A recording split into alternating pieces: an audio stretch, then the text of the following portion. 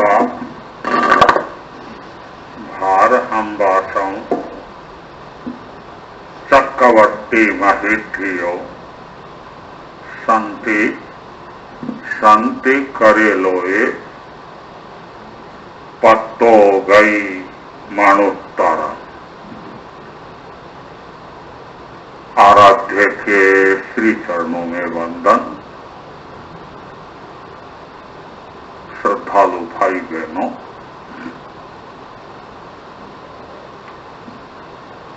प्रसंग थानम सूत्र में 4 प्रकार के पुत्रों का आ रहा है, क्योंकि गृहस्थ जीवन में जितना व्यक्ति का स्वयं का महत्व है, उतना ही महत्व है कि इसकी संतान कैसी। ये तो बहुत अच्छा है, बहुत होशियार है, बहुत समझदार। संतान,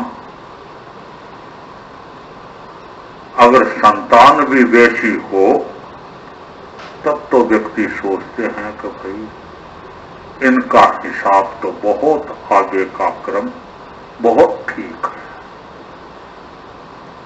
इसका क्या कहना।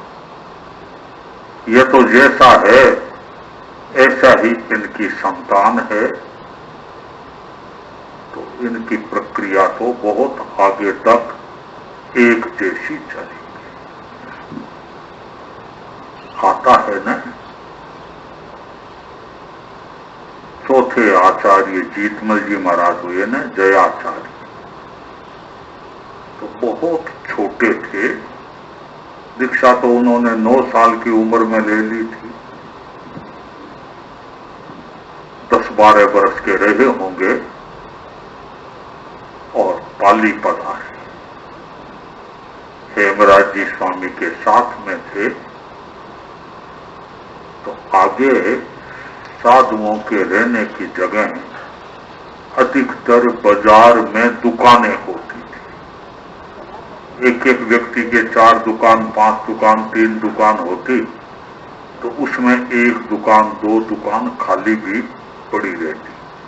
मौसम होता तब उसमें माल भर देते, बाकी खाली रहते। तो दुकानों में ठहरने का क्रम था। तो बाजार, बाजार में दुकान, दुकान में आप ठहरे।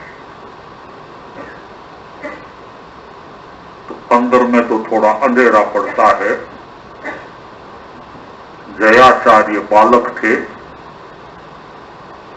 लिख रहे थे। पढ़ने के साथ लिखने का क्रम आगे बहुत अधिक था। दुकान के किनारे पर बैठे कि प्रकाश आए, या किनारे पर बैठ करके लिखना शुरू करें। अब समय के साथ, क्योंकि पालिका बाजार तो उस जमाने में जोधपुर के बाद सबसे बड़ा बाजार पालिका, तो वहां कोई ये ख्याल दिखाने वाले होते हैं ना, नाटक दिखाने वाले, वे भी बाजार में ही आते हैं। तो जहां संत ठहरे हुए थे वहां थोड़ी सी जगह चौड़ी थी बाहर, तो उन्होंने आकर के वहां अपना ख्याल दिखाना शुरू कर दिया। अब उस समय में तो लोग तेरा पंथ के आलोचक भी बहुत थे, और ये देखते रहते थे कि कोई मौका मिले तो तेरा पंथ की हल्की बात करके और इनका उड़ाह करे। तो 1, 2, 3 व्यक्ति थे तो बुजुर्ग, किंतु तेरा पंथ के प्रति थोड़ा मन में द्वेष रखते थे, और ये देखते रहते थे कि कोई मौका मिले। वे भी उधर आ गए मन में सोचा आज मौका मिलेगा, क्योंकि यहां ये ख्याल दिखा रहा है और यहीं पर ये छोटे साधु तेरा पंथ के बैठे हैं, ये जरूर देखेंगे और देखेंगे तब अपन बाजार में खूब इसकी चर्चा करेंगे। देखो ख्याल देखते हैं साधु, तमाशा देखते हैं, नाटक देखते हैं। तो वे भी आकर के सामने बैठ गए। वे देख रहे हैं कि ये छोटे साधु आंख उठा करके ये जो ख्याल हो रहा है इसको देखें। और जीतमल जी स्वामी वे अपना लेखन कर रहे हैं, तो बस कलम व स्याही जिसमें डाली हुई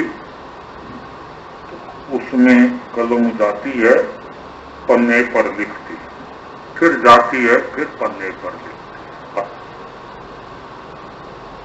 आधा घंटा वह ख्याल चला होगा उसका। बूढ़े बूढ़े लोग देखने आए थे, उन्होंने एक बार भी आंख उठाकर नहीं, एक बार। वह बूढ़ा गदगद हो गया, मन में सोचा भी मेरे तो तेरा पंथ से दुश्मनी है, किंतु आज मुझे तेरा पंथ की हकीकत कहने में कहे बिगड़ रहा नहीं। मैंने ऐसा दृश्य कभी नहीं देखा। साल वाले अपने दंड कमंडल इकट्ठे किए, जो पैसे मिले वे लिए, आपस में बूढ़े लोग बातें करने लगे। अरे कैसा लगा ख्याल, तुम्हारे को कैसा लगा, तुम्हारे को कैसा लगा। उनसे भी किसी ने पूछा तो उसने कहा भैया मैं तो ख्याल दूसरा देखा था, ये तो मैंने आज देखा ही नहीं। तो तुमने क्या देखा? मैंने तो आज तेरा पंथ के साधुओं का ख्याल देखा। ये छोटे साधु दुकान में बैठे हैं ना, लिख रहे हैं, मैं देख रहा हूं जब से ख्याल शुरू हुआ तब से ये लिख रही है। ख्याल पूरा हो गया, एक बार भी आंख उठा करके नहीं देखा। तो आज मैं भविष्यवाणी करता हूं कि 50 वर्ष तो इनके, क्योंकि अभी तो ये बहुत छोटे 10-12 वर्ष के हैं, तो 50 वर्ष तो इनके, और ये जिनको तैयार करेंगे, क्योंकि ये इतनी क्षमता है कि इनका चेला भी ऐसा ही होगा। 50 वर्ष उनके, 100 वर्ष तक तो तेरा पंथ को देवता भी आ जाए तो भी हिला नहीं सकता। कौन कहता है? वह तेरा पंथ से अलगाव रखने वाला व्यक्ति वह ये बात कहता है। क्यों कहता है? छोटे साधुओं को देखकर कहता है। अर्थात शिष्य को देखकर गुरु का अनुमान लगता है, शिष्य को देखकर समुदाय का अनुमान लगता है। यही बात यह है कि पुत्र को देखकर पिता का अनुमान लगता है, पुत्र को देखकर और परिवार का अनुमान लगता है। इसलिए ठाणम सूत्र में भी आया है कि भाई पुत्र होते हैं, कुछ पुत्र ऐसे होते हैं जो पिता से आगे निकल जाते हैं।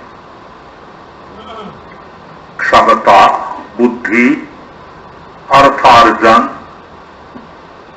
अर्थ का उपयोग हर दृष्टि से अपने पिता से भी आगे निकल जाते हैं। और कुछ पुत्र ऐसे होते हैं कि जो अपने पिता के अनुरूप होते हैं।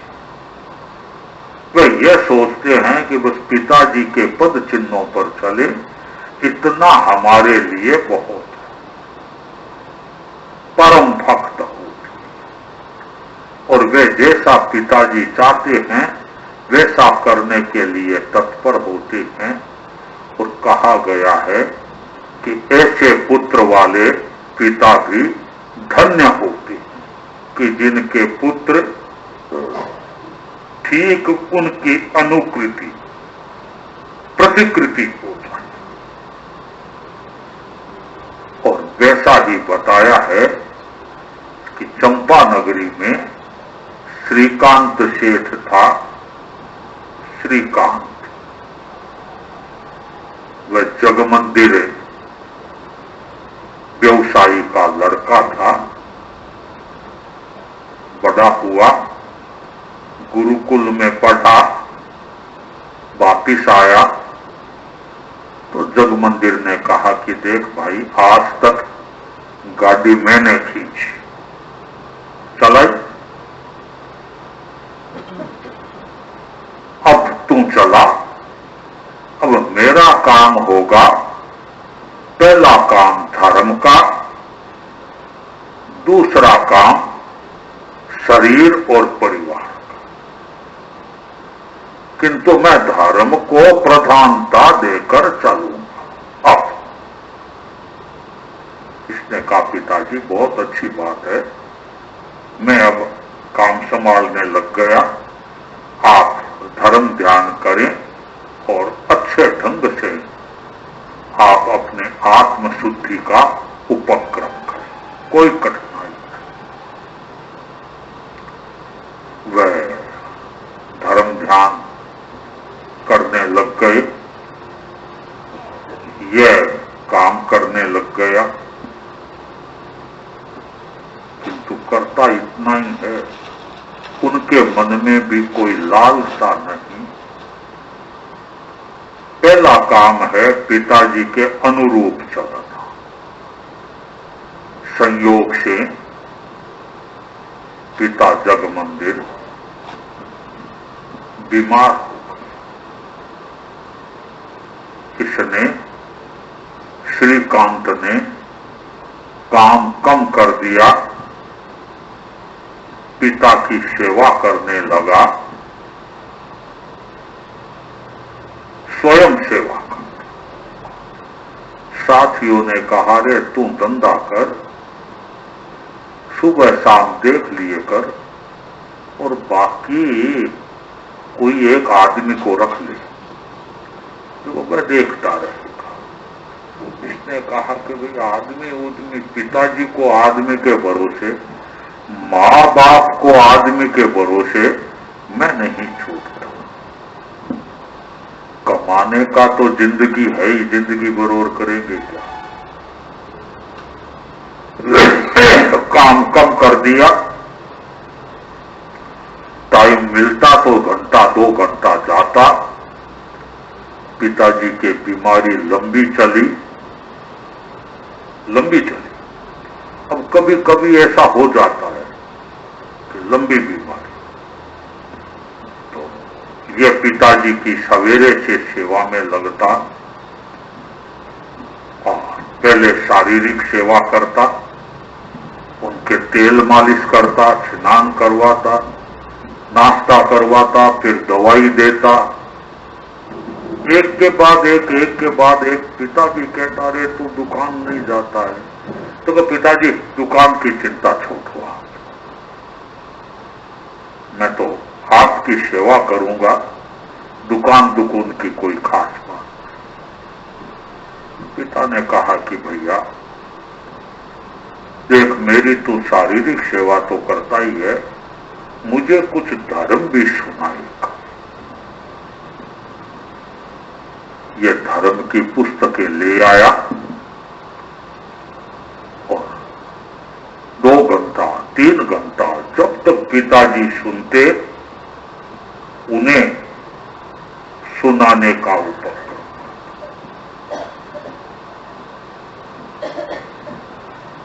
धीमे धीमे धीमे जब दुकान जाता नहीं है तो दुकान कहां से चलेगी। इसने दुकान को बंद कर दी। फिर करूंगा,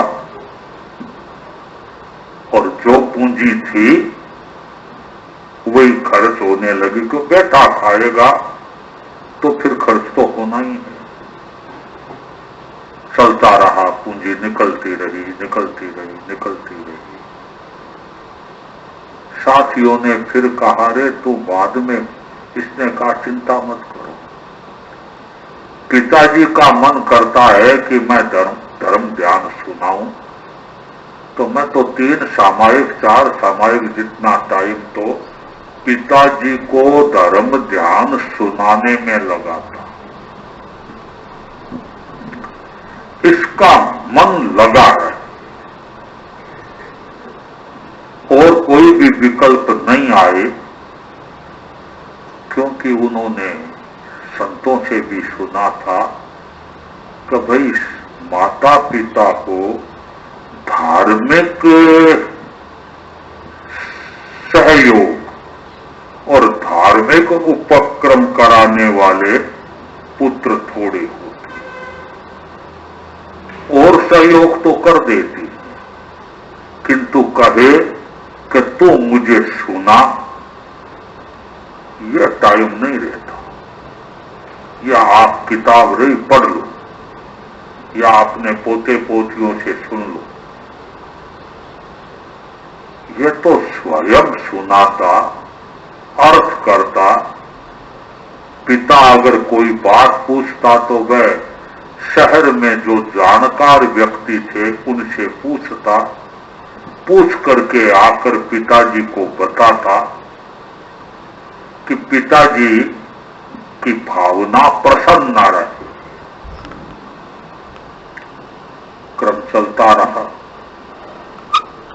और उनका भी घर में क्या होता है, क्या नहीं होता है, खर्च कहां से आता है। पिता कभी कभार बात चलाता तो इसने बात को टाल देता कि पिताजी ये बातें आपके क्या लेना देना, आपने इतना कमाया है, सब कुछ ठीक है और आपका मुझे आशीर्वाद मिल रहा है, बस आशीर्वाद से मेरे तो सब काम आनंद में, कोई कमी नहीं।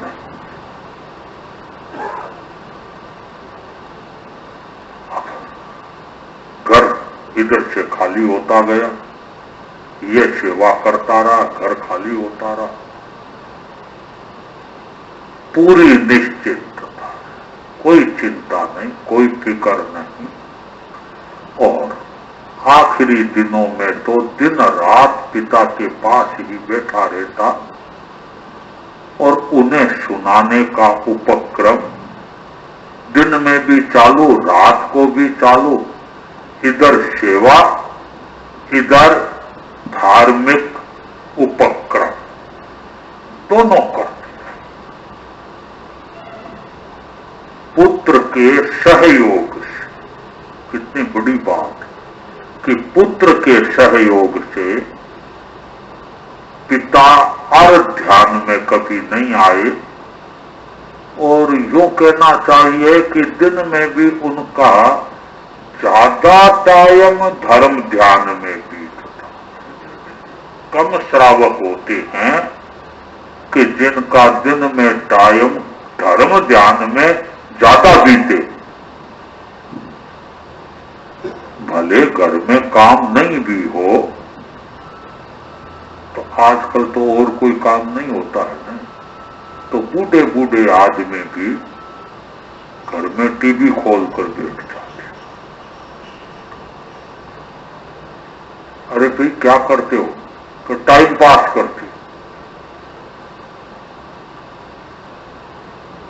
अर्थात वे सामायिक, वे खाली टाइम में जप का उपयोग ये करने वाले तो कोई बिरले मिले, किंतु यह इसी में लगा रहता, पिताजी को सुनाता, दिन भर कि जिससे पिताजी का मन धर्म में लगा रहा।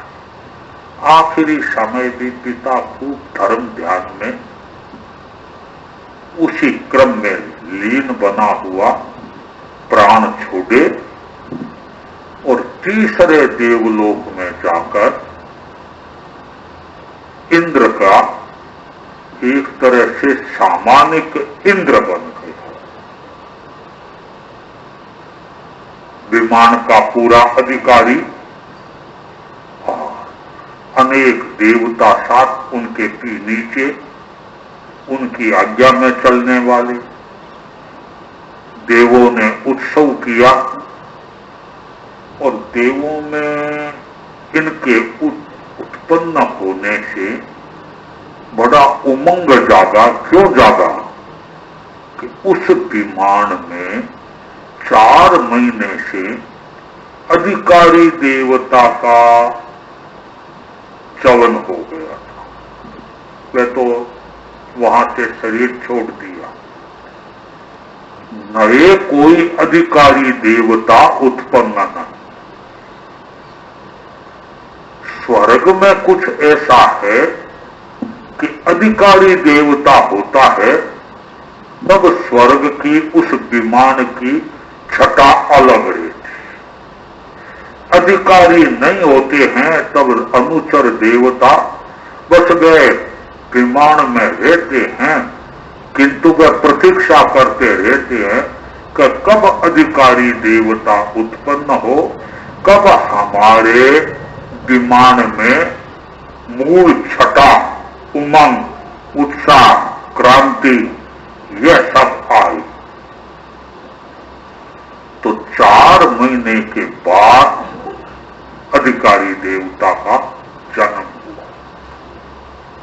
तो इन लोगों ने भारी उत्सव किया, भारी उत्सव। और महाविजय क्षेत्र में दर्शनार्थ गए। दर्शनार्थ वहां पर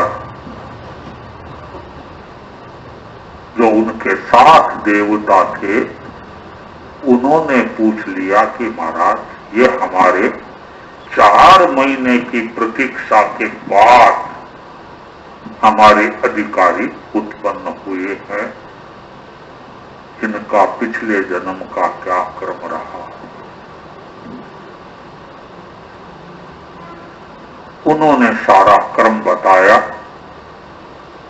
भाई पिछले जन्म में ये इस रूप में थे और इनके पुत्र का बड़ा सहयोग।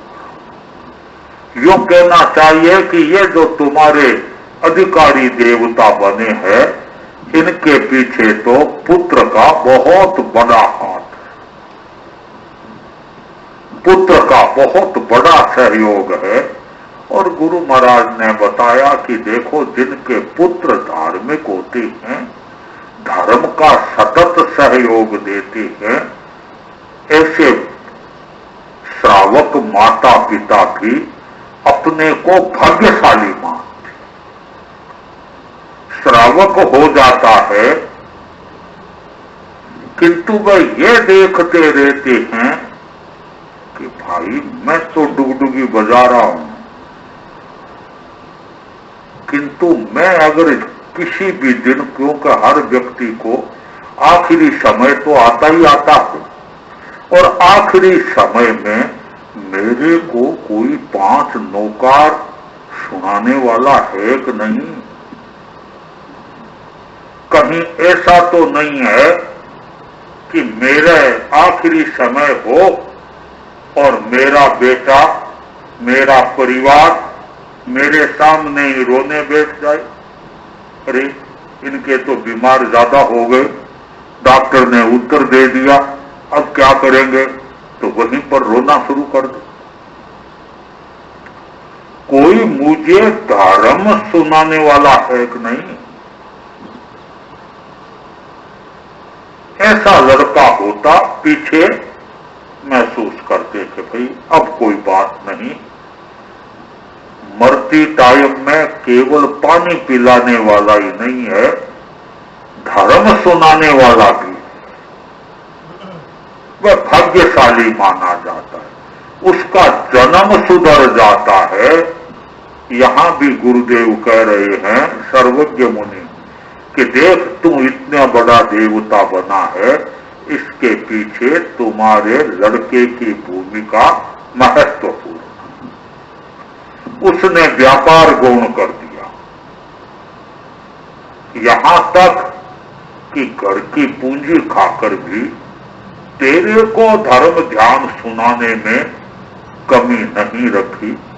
लगातार 3-3 घंटा 4-4 घंटा धार्मिक प्रक्रिया सुनाना, और तेरे को सुनाते सुनाते वह स्वयं आज अपनी चंपा नगरी में, यूं कहना चाहिए तत्व ज्ञान में 1 नंबर के श्रावकों, अर्थात उनके बराबर की जोड़ी का दूसरा श्रावक जल्दी मिलेगा। और वह ज्ञान हुआ तुम्हारे को सुनाने सुनाने की प्रक्रिया में वह ज्ञान। अनुचर देवताओं ने भी सुना सारा क्रम। मालिक देवता तो ऊपर चले गए वंदना करके, अनुचर देवता अनुमति लेकर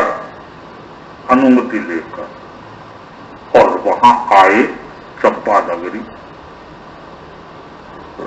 उनके पुत्र के पास आए। वह अभी पिताजी की अंतिम प्रक्रिया में लगा हुआ था, और वह आकर के और पुत्र पर फूल बरसाए।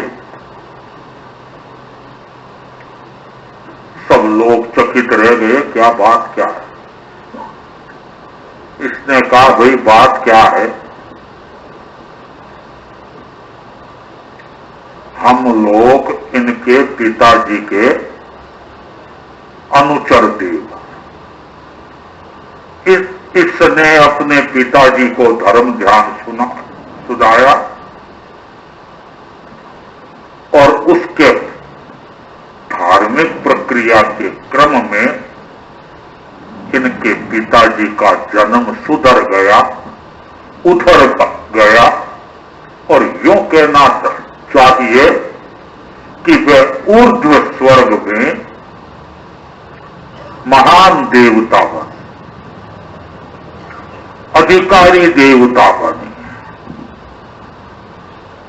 और महाविदय क्षेत्र में सर्वज्ञों ने तुम्हारे लिए कहा है कि तुमने अपने पिता का बड़ा भारी धर्म का सहयोग, और यहां तक कि व्यापार गौण करके भी धर्म का सहयोग दिया, तो पिता की गति सुधर गई, जन्म सुधर गया। तो यह तुम्हारे कारण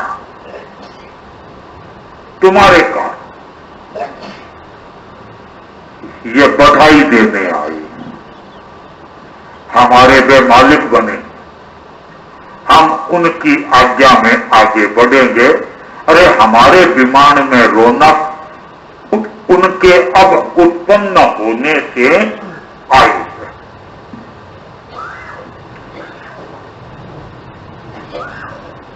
कुछ मांग लो, कुछ मांग लो, हम आए हैं। अब वह कुछ भी मांग सकता था। इसने मन में सोचा कि भाई मैं तो एक क्रम बनाया हुआ है कि बस पिता के अनुरूप रहो, पिता से आगे बढ़ने की ख्वाहिश नहीं है। अब दिमाग में था वरदान धार्मिक क्रिया में पिता से आगे बढ़े तो बहुत बढ़िया बात है, तो और सामाजिक दृष्टि से कोई पिता से आगे बढ़ता है तो समाज तो उनको अच्छा समझता है। इसके मन में था कि ना, मैं तो पिताजी से आगे की बात, आगे की कल्पना मैं नहीं कर सकता। पिताजी की सेवा करने में मेरे घर का सब कुछ काम आ गया। तो देवता से भी कहता है कि भाई मेरे तो जो पहले पास में था, जितना था उतना कर दो। देवों ने कहा, रे सोच लो तुम, हम कोई बार बार नहीं आते, ये वरदान आ भी जाते हैं तो वरदान नहीं देते। आज तो वरदान दे रही हैं और जो मांगो वह देने के लिए हम संकल्पबद्ध हैं। तो सोच ले। इसने कहा सोच लिया, मैं अर्थ के मामले में भी पिता से आगे जाना नहीं चाहता। बस जितना मेरे पास पिताजी के टाइम में था बस उतना ही। देवों ने तथास्तु किया, उतना धन तो हो गया। तो ठीक पिता के कदमों पर चलता रहा तो लोग भी यही कहते, तो भाई इनका क्या कहना, ये तो पिता की प्रतिकृति।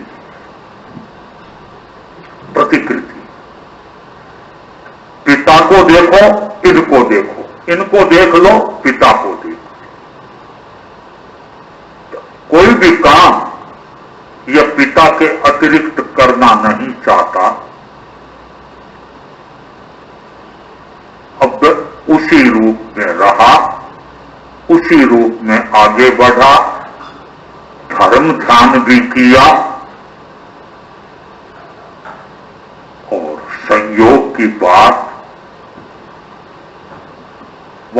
से धर्म ध्यान करते करते ही आयुष्य पूर्ण कर और पिता के समकक्ष, पिताजी जिस विमान में जाकर उत्पन्न हुए वैसा का वैसा विमान और उतना ही देव आयुष। देवताओं का ऊपर नीचे का अंकन होता है कि उनका आयुष्य कितना। बड़ा देवता होगा, आयुष्य लंबा होगा। अनुचर देवता होंगे, आयुष्य छोटा। हर देव विमान का क्रम यही था कि आयुष्य के लंबा है, उसके आधार पर देवों की श्रेणी मानी जाती है। तो यह भी लंबे आयुष्य उस अपने पिता के समकक्ष आयुष्य वाले विमान में जाकर के देवता के रूप में उत्पन्न हुआ। देवों ने उत्सव किया और उनके उत्सव में भला आसपास के विमानों के देवता तो आए ही, इंद्र महाराज भी आए और नीचे सर्वज्ञ भगवान के दर्शन करने के लिए महाविद्य क्षेत्र में पहुंचे और वहां संयम गुप्त सर्वज्ञ भगवान, उनके चरणों में सब देवता गए, रिद्धि दिखाई, उनके सर्वज्ञ भगवान के शिष्य उसने गुरुदेव से पूछ लिया कि महाराज, यह इतनी रिद्धि का प्रदर्शन किया है, आपके यहां आकर के किया है, तो यह कोई विशेष श्रावक था, इनका पिछला जन्म का क्रम क्या रहा है? सर्वज्ञ भगवान ने कहा, यह पिछले जन्म में अपने पिता का अनुजात था, अनुजात। इसके मन में एक ही बात थी कि पिता के क्रम के अनुरूप चलूंगा। कभी इसने आगे बढ़ने का उपक्रम नहीं किया।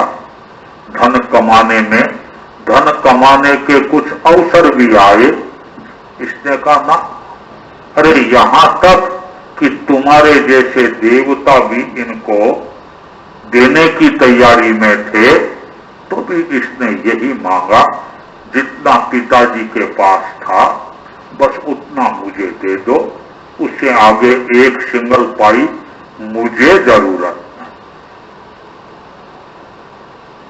और संयोग है, ये ऐसा अनुजात है कि इस देव भव में भी पिछले जन्म के इनके पिताजी जिस आयुष्य में, जितने सागरोपम का आयुष्य में उत्पन्न हुए हैं, ये भी उतने ही सागरोपम के आयुष्य में उत्पन्न।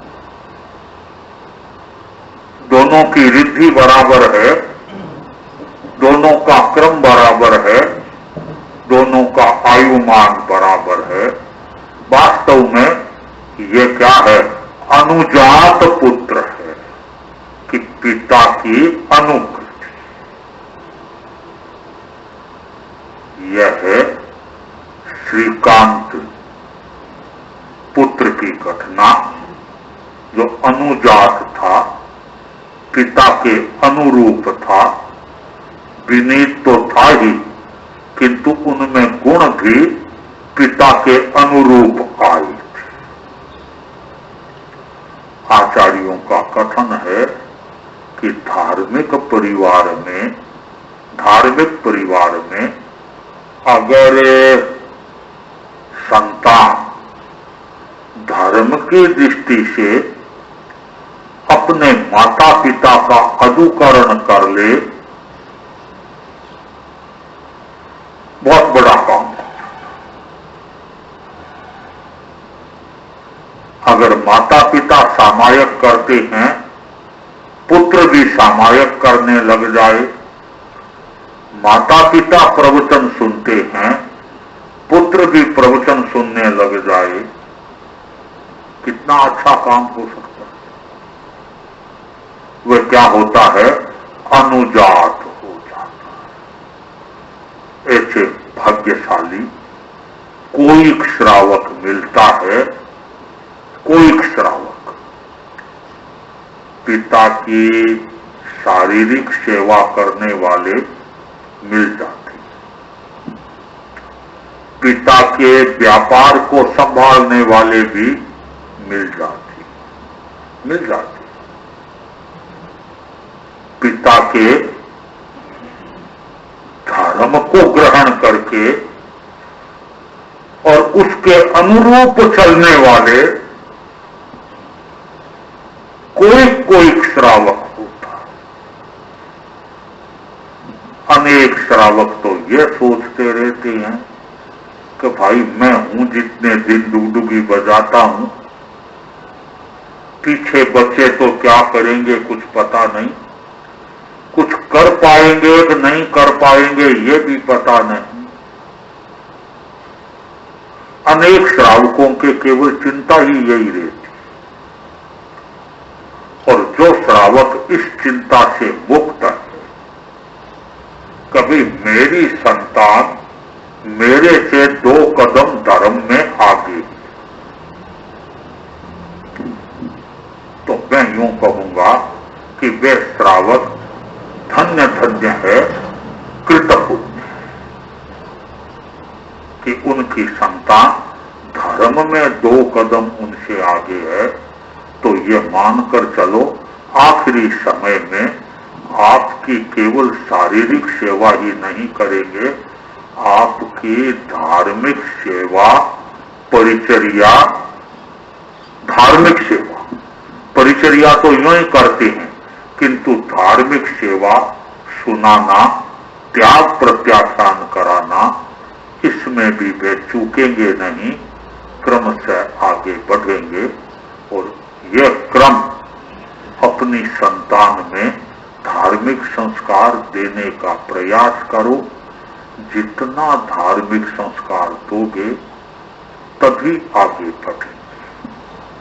देखो, धार्मिक संस्कारों के 2 ही कारण होते। केवल आप आते हो, बच्चे आपको देखते हैं, तो उनमें यह तो रहेगा कि महाराज मम्मी जाती है, पापा जाता है, दादा भी जाता है, यहां तक तो रहेगा। अगर उन्हें आप धार्मिक ज्ञान नहीं करवाओगे तो आप आते हो महीने में 30 बार, वे अगर महीने में 10 बार आ जाए तो भी बहुत है। क्यों? कि उनके पास ज्ञान नहीं। और वही अगर आप धार्मिक ज्ञान करवा दोगे तो फिर वह आपका अनुकरण ज्ञान पूर्वक करें। और संतों का चतुर्मास है तो बच्चों को भी धर्म के क्षेत्र में लगाना चाहिए। और इसलिए हर रविवार ज्ञानशाला चलती है, ज्ञानशाला चलती। युवकों के लिए संत कार्यशाला चलाने का क्रम बना रही हैं। तो क्या युवक, क्या युवतियां उसमें परिपूर्ण रूप में भाग लेने का प्रयास करें। यह सोचे कि मेरे परिवार में हर कोई धार्मिक ज्ञान के करने वाले भी बने और जानने वाले भी बने। तो मैं समझता हूं कि आपके परिवार के लिए अच्छी बात होगी। और जब संतों का चतुर्मास है तो आप इस तरह का उपक्रम करके अपने परिवार को लाभान्वित करोगे। इसी मंगल भावना के साथ ओम